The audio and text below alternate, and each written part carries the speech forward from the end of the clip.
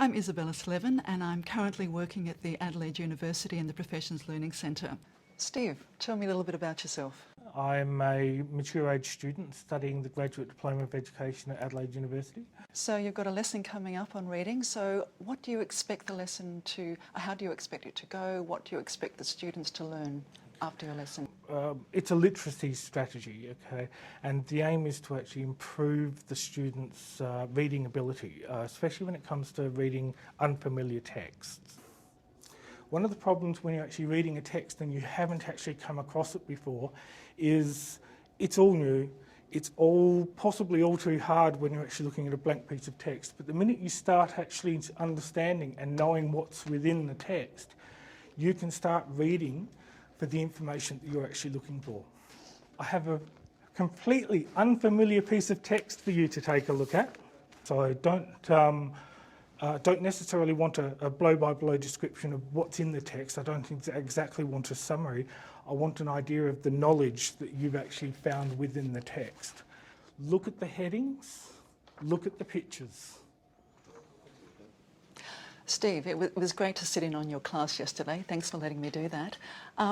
There were a couple of things that I think we can look at though, and look at improving the lesson and how it ran.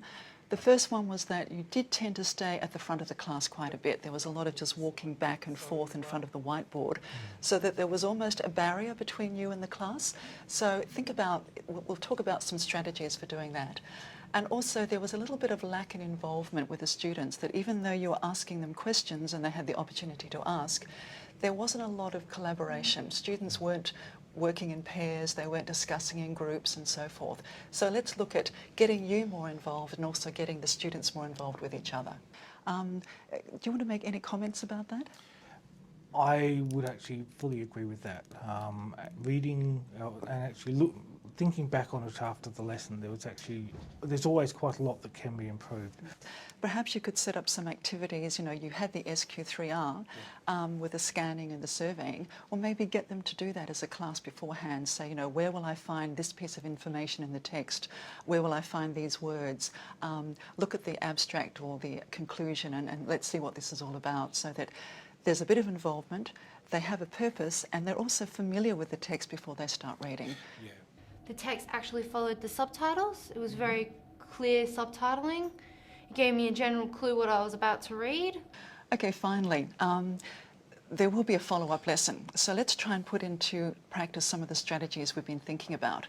So for the next lesson, I'd really like you to try and become more involved with the students in the class. Walk around, talk to them, get them to work in pairs, to talk to each other. So the lesson is much more student-centred and much more collaborative. The students feel that they are contributing, they're owning the lesson as well. And I think this will just generally lift the energy and the buzz in the classroom as well. That was another thing that I actually observed as well, was they were effectively working in isolation of each other. Well, that's great. You've obviously thought about the lesson and how you could improve it. So the follow-up lesson, I'll look for those strategies and look forward to seeing that one as well. Thank you very much.